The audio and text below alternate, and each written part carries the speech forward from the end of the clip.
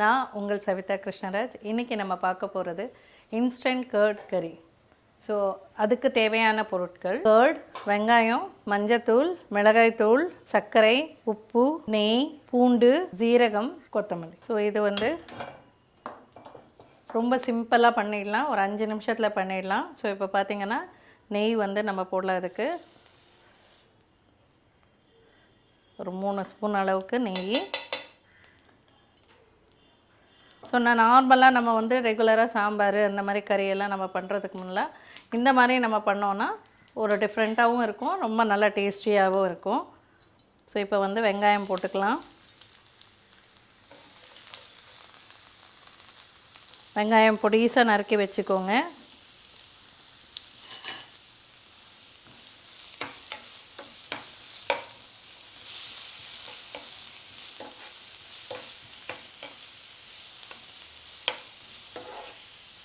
இப்போ பூண்டு கொஞ்சம் நம்ம தோல் எடுத்துகிட்டு பொடிசாக நறுக்கி வச்சுருக்கோம். இதை ஆட் பண்ணிக்கலாம். இதில்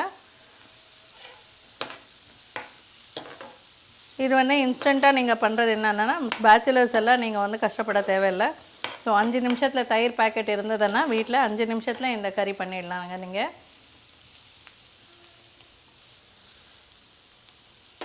ஸோ இப்போ ஜீரகம் கொஞ்சம் இப்படி ஒரு அரை ஸ்பூன் வரைக்கும் நம்ம போடுறோம்.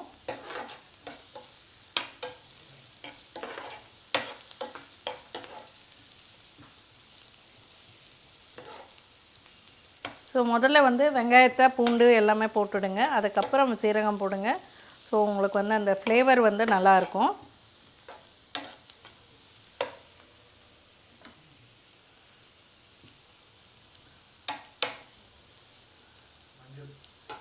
ஸோ இப்போ மஞ்சள் தூள் கொஞ்சம் லைட்டாக கொஞ்சமாக போடலாம். இந்த தயிருக்கு தேவையான மிளகாய்த்தூள்,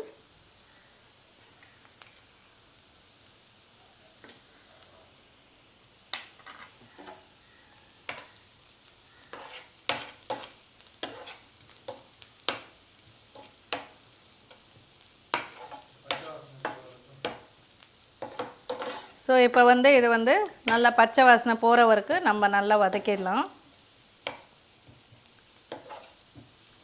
இது ரொம்ப ஈஸிங்க, நீங்கள் 5 நிமிஷத்தில் பண்ணிடலாம். ஸோ சாப்பாடு வச்சுட்டு அது ஆகிறதுக்குள்ளேயே நீங்கள் இந்த கறி ரெடி பண்ணிக்கலாம்.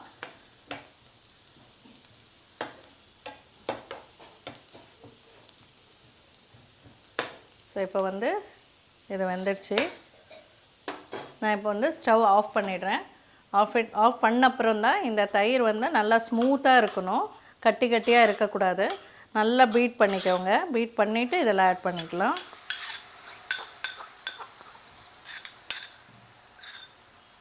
கொஞ்சம் தண்ணி விட்டு ஆட் பண்ணிக்கலாம்.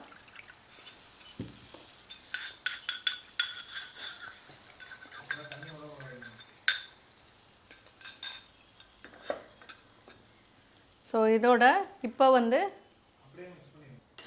இப்போ நம்ம ஆஃப் பண்ண அப்புறம் தான் தயிர் ஆட் பண்ணணும். இப்போ இதுக்கு தேவையான சால்ட்டு, கொஞ்சமாக சர்க்கரை,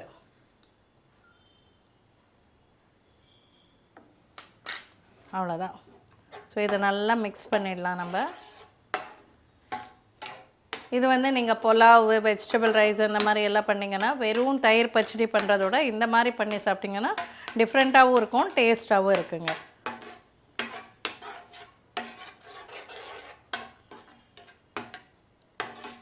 அவ்வளோதாங்க. இதை பார்த்திங்களா, தயிர் நல்லா மிக்ஸ் ஆகிடுச்சு. தண்ணி ரொம்ப ஆட் பண்ணாதீங்க, கெட்டியாக இருந்ததுன்னா நல்லாயிருக்கும் தயிர்.